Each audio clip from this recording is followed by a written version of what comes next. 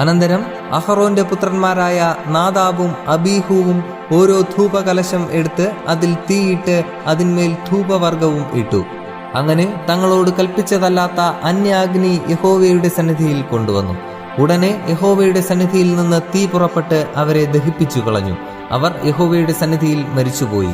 അപ്പോൾ മോശെ, എന്നോട് അടുക്കുന്നവരിൽ ഞാൻ ശുദ്ധീകരിക്കപ്പെടും, സർവ്വജനത്തിന്റെയും മുമ്പാകെ ഞാൻ മഹത്വപ്പെടും എന്ന് യഹോവ അരുളി ചെയ്തത് ഇതുതന്നെ എന്ന് അഹറോനോട് പറഞ്ഞു.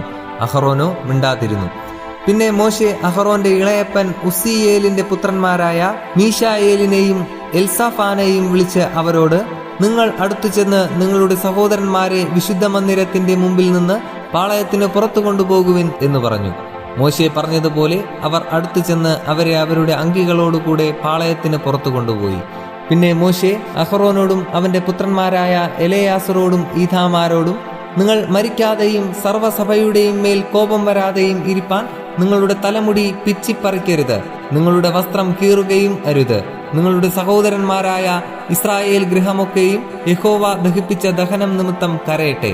നിങ്ങളോ മരിച്ചു പോകാതിരിക്കേണ്ടതിന് സമാഗമന കൂടാരത്തിന്റെ വാതിൽ വിട്ട് പുറത്തു പോകരുത്. യഹോവയുടെ അഭിഷേക തൈലം നിങ്ങളുടെ മേൽ ഇരിക്കുന്നുവല്ലോ എന്ന് പറഞ്ഞു. അവർ മോശയുടെ വചനം പോലെ തന്നെ ചെയ്തു. യഹോവ അഹ്റോനോട് കൽപ്പിച്ചത്, നീയും നിന്റെ പുത്രന്മാരും മരിച്ചു പോകാതിരിക്കേണ്ടതിന് സമാഗമന കൂടാരത്തിൽ കടക്കുമ്പോൾ വീഞ്ഞും മദ്യവും കുടിക്കരുത്. ഇത് നിങ്ങൾക്ക് തലമുറയായി എന്നേക്കുമുള്ള ചട്ടമായിരിക്കണം. ശുദ്ധവും അശുദ്ധവും മലിനവും നിർമ്മലവും തമ്മിൽ നിങ്ങൾ വകതിരിക്കേണ്ടതിനും യഹോവ മോശെ മുഖാന്തരം ഇസ്രായേൽ മക്കളോട് കൽപ്പിച്ച സകല പ്രമാണങ്ങളും അവരെ ഉപദേശിക്കേണ്ടതിനും തന്നെ. അഹറോനോടും അവന്റെ ശേഷിപ്പുള്ള പുത്രന്മാരായ എലെയാസറോടും ഈഥാമാരോടും മോശെ പറഞ്ഞതെന്തെന്നാൽ, യഹോവയുടെ ദഹനയാഗങ്ങളിൽ ശേഷിപ്പുള്ള ഭോജനയാഗം നിങ്ങൾ എടുത്ത് യാഗപീഠത്തിന്റെ അടുക്കൽ വെച്ച് പുളിപ്പില്ലാത്തതായി ഭക്ഷിപ്പിൻ. അത് അതിവിശുദ്ധം. അത് ഒരു വിശുദ്ധ സ്ഥലത്ത് വെച്ച് ഭക്ഷിക്കണം. യഹോവയുടെ ദഹനയാഗങ്ങളിൽ അത് നിനക്കുള്ള അവകാശവും നിന്റെ പുത്രന്മാർക്കുള്ള അവകാശവും ആകുന്നു. ഇങ്ങനെ എന്നോട് കൽപ്പിച്ചിരിക്കുന്നു. നീരാജനത്തിന്റെ നെഞ്ചും ഉദർച്ചയുടെ കൈക്കുറകും നീയും നിന്റെ പുത്രന്മാരും പുത്രിമാരും വെടിപ്പുള്ള ഒരു സ്ഥലത്ത് വെച്ച് തിന്നേണം. ഇസ്രായേൽ മക്കളുടെ സമാധാനയാഗങ്ങളിൽ അവ നിനക്കുള്ള അവകാശവും നിന്റെ മക്കൾക്കുള്ള അവകാശവുമായി നൽകിയിരിക്കുന്നു.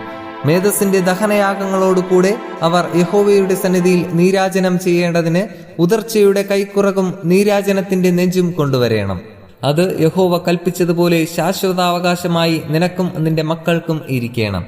പിന്നെ പാപയാഗമായ കോലാടിനെ കുറിച്ച് മോശെ താൽപര്യമായി അന്വേഷിച്ചു. എന്നാൽ അത് ചുട്ടുകളഞ്ഞിരുന്നു. അപ്പോൾ അവൻ അഹറോന്റെ ശേഷിപ്പുള്ള പുത്രന്മാരായ എലെയാസറോടും ഈഥാമാരോടും കോപിച്ചു. പാപയാഗം അതിവിശുദ്ധവും സഭയുടെ അകൃത്യം നീക്കിക്കളവാനും അവർക്കു വേണ്ടി യഹോവയുടെ സന്നിധിയിൽ പ്രായശ്ചിത്തം കഴിപ്പാനും നിങ്ങൾക്ക് തന്നതുമായിരിക്കെ നിങ്ങൾ അത് ഒരു വിശുദ്ധ സ്ഥലത്ത് വെച്ച് ഭക്ഷിക്കാഞ്ഞത് എന്ത്?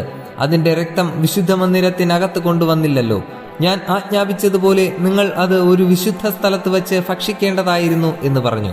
അപ്പോൾ അഹറോൻ മോശെയോട്, ഇന്ന് അവർ തങ്ങളുടെ പാപയാഗവും ഹോമയാഗവും യഹോവയുടെ സന്നിധിയിൽ അർപ്പിച്ചു. എനിക്ക് ഇങ്ങനെ ഭവിച്ചുവല്ലോ. ഇന്ന് ഞാൻ പാപയാഗം ഭക്ഷിച്ചു എങ്കിൽ അത് യഹോവയ്ക്ക് പ്രസാദമായിരിക്കുമോ എന്ന് പറഞ്ഞു. അത് കേട്ടപ്പോൾ മോശയ്ക്ക് ബോധിച്ചു. ഇത്രയുമാണ് നമ്മുടെ ഈ ആഴ്ചത്തെ അധ്യായം. ഇത് നിങ്ങളുടെ ജീവിതത്തിൽ വളരെയധികം പ്രവർത്തിക്കട്ടെ, അനുഗ്രഹമാകട്ടെ എന്ന് പ്രാർത്ഥനയോടെ ആശംസിക്കുന്നു. ദൈവം ഒരാഴ്ച കൂടി നമ്മുടെ ജീവിതത്തിൽ അനുവദിച്ചു തരികയാണെങ്കിൽ അടുത്ത അധ്യായത്തിൽ നമുക്ക് വീണ്ടും കണ്ടുമുട്ടാം. അതുവരെ ദൈവകൃപ നമ്മോടുകൂടെ ഉണ്ടായിരിക്കുമാറാകട്ടെ. ആമേൻ. നിങ്ങൾ ആദ്യമായാണ് ഈ ചാനൽ കാണുന്നതെങ്കിൽ ദയവായി ശ്രദ്ധിക്കുക. ബൈബിൾ ആദ്യം മുതൽ അവസാനം വരെ വായിക്കുന്ന ഒരു പ്രോഗ്രാമാണിത്. താല്പര്യമുണ്ടെങ്കിൽ നിങ്ങൾക്കും ദിവസത്തിൽ ആകെ 5 മിനിറ്റ് മാത്രം ചിലവാക്കിക്കൊണ്ട് ഇതിൽ പങ്കാളികളാകാം. ഒരുപക്ഷെ ഇത് നിങ്ങൾക്ക് വേണ്ടി കൂടിയുള്ള ഒരു പ്രോഗ്രാം ആയിരിക്കാം. ഇതിൽ പങ്കെടുക്കുവാൻ ആഗ്രഹമുണ്ടെങ്കിൽ ഈ ചാനൽ സബ്സ്ക്രൈബ് ചെയ്യുക. പ്രത്യേകിച്ച് നിങ്ങളുടെ സുഹൃത്തുക്കൾക്ക് ആർക്കെങ്കിലും ഇത് ഉപകാരപ്പെടും എന്ന് നിങ്ങൾ കരുതുന്നുണ്ടെങ്കിൽ അവർക്കും ഇത് ഷെയർ ചെയ്യുക. ഒരുപക്ഷെ അതുവഴി നിങ്ങൾ അവരുടെ ജീവിതത്തിൽ ഒരു അനുഗ്രഹത്തിന് കാരണമാകാം. ആദ്യം മുതൽ തന്നെ ബൈബിൾ വായിച്ചു തുടങ്ങുന്നതിനായി ഒരു ലിങ്ക് ഞങ്ങൾ ഡിസ്ക്രിപ്ഷനിൽ കൊടുക്കുകയാണ്.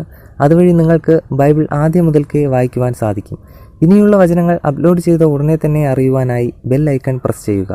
ഇതിലൂടെ ദൈവത്തെക്കുറിച്ച് കൂടുതൽ അറിയുവാൻ, ദൈവത്തിൻ്റെ അനുഗ്രഹം കൂടുതലായി അനുഭവിക്കുവാൻ നമുക്ക് കഴിയട്ടെ എന്ന പ്രാർത്ഥനയോടെ നന്ദി, നമസ്കാരം.